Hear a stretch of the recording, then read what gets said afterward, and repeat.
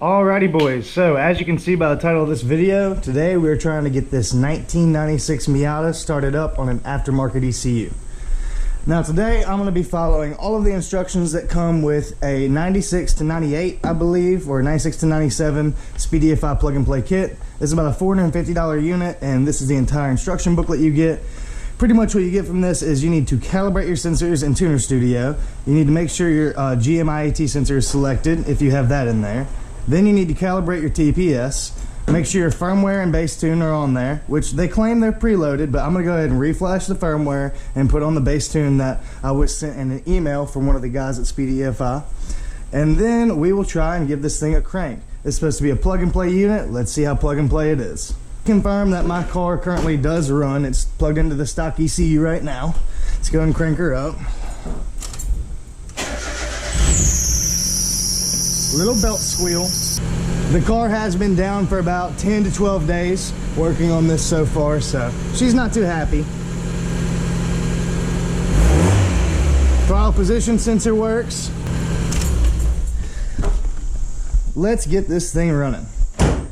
Now, one of the main things we're going to need to change is our MAF sensor. Miatas come with a mass airflow sensor right here. This is, I believe, and we're going to replace this with an IAT sensor. Proper Miata hood prop.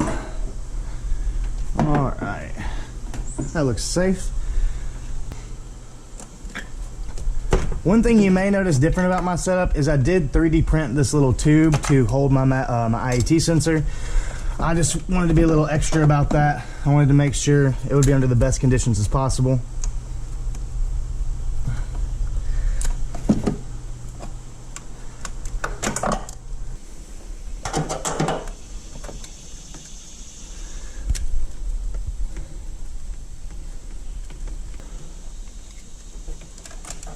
Alright, now after you have your IAT sensor connected, where your MAF used to be, you can take that boy out. And you should have two ports right here that go to your old carbon sensor or your carbon filter. I don't have a carbon filter anymore, so I have this one capped off, and this is my vacuum line ran into the cabin and into the ECU. So if you have a vacuum line ran and your IAT sensor on, that should be all you have to set up outside of Tuner Studio.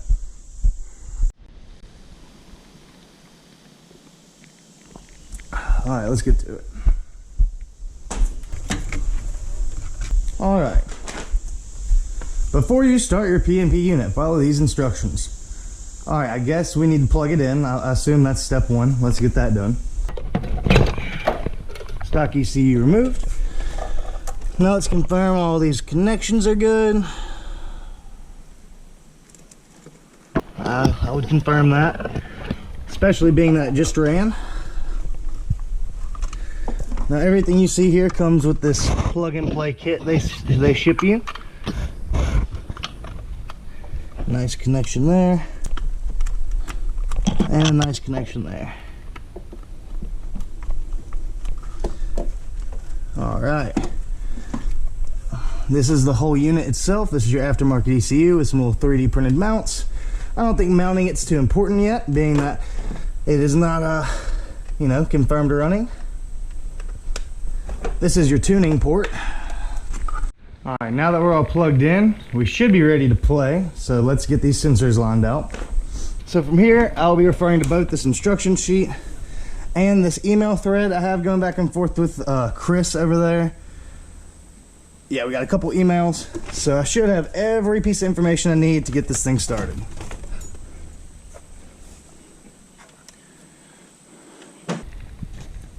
Alright, now that we've got everything plugged in, we can see that the ECU's got power. We've got our reference emails to calibrate our sensors. Let's open up Tuner Studio, create a new project,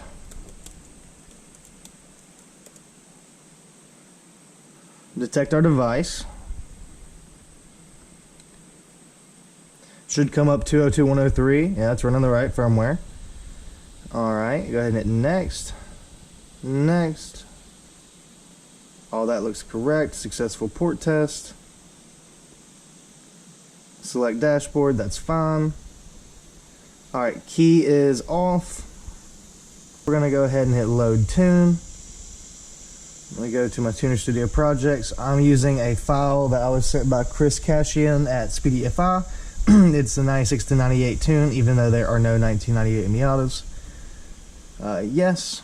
Now this is the tune we're on. Now once you're in Tuner Studio, you're plugged into your ECU and you have the right tune loaded, and you turn your key on, your gauges should look a little different than mine. You probably won't be experiencing this glitch where your TPS is set at 63% with no throttle, and your coolant is reading 66 units high. Some reason the IAT is reading at 131 degrees when it's an 80-degree day, and the engine map is it's reading 195 kPa. This is a consistent glitch across the board that I first experienced a couple days ago. I was trying to get the car cranked after following all of these instructions and referencing several emails with their direct customer support. Then this glitch happened. I notified him of the glitch. He's not too sure about it, so I'm creating this video to see if we can get this car running. Now I know the TPS unit isn't bad because it worked fine with the stock ECU, so let's get into it. Now let's go ahead and confirm that we are on that right tune. Yeah, we're on the correct tune down there. Let's follow our instructions. Pressure sensors, MPX 6400, check. That checks out right here. Baro sensor, MPX 4115 or 6115, that checks out right there. We'll burn it anyway. And power cycle. Now we'll go ahead and do our temperature sensors, our air temperature sensor first. That is going to be a GM sensor. Refer right here.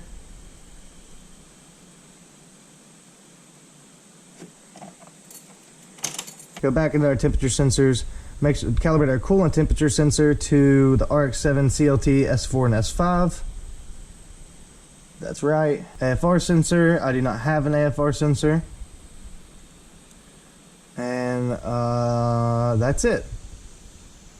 So we have our IAT sensor ran, vacuum line ran. We've calibrated our coolant sensor, our air temperature sensor to the GM. We're going to go and calibrate this TPS. Now it should read at get current with 0 throttle 26 or so. Mine is reading 125, not sure. Full throttle, mine is reading 125, also spooky. So we're going to go ahead and put it to 253 and 254 per Chris's recommendations to get it cranked. And if you followed along this far, we're on the correct tune. We're on SpeedyEFI ECU. It's getting power. Let's go ahead and start a data log and see if this thing cranks. This plug-and-play unit. Let's see. Plug-and-play test 713. Save.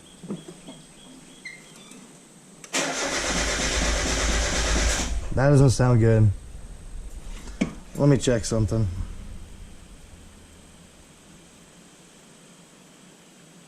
Engine constants. Everything seems correct here. Okay, this is a common issue with the base tune that I think is not correct. This says engine displacement 350 units at CCs. It should be 1800. They told me the required fuel is not something you should have to change, but clearly this is not a Chevrolet 350 engine. It's a 4-cylinder. Injector flow looks correct. Air fuel ratio looks correct. Okay. Alright, now we have corrected the required fuel to 1800 units cc's and 268 cc's per minute flow. God, it was set for a Chevrolet engine. Alright. Let's go ahead and see if our TPS is calibrating now. Nope, it's still being dumb. Alright, let's give her a crank.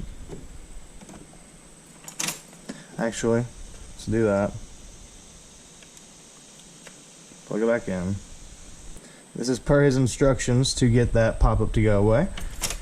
Alright, let's see.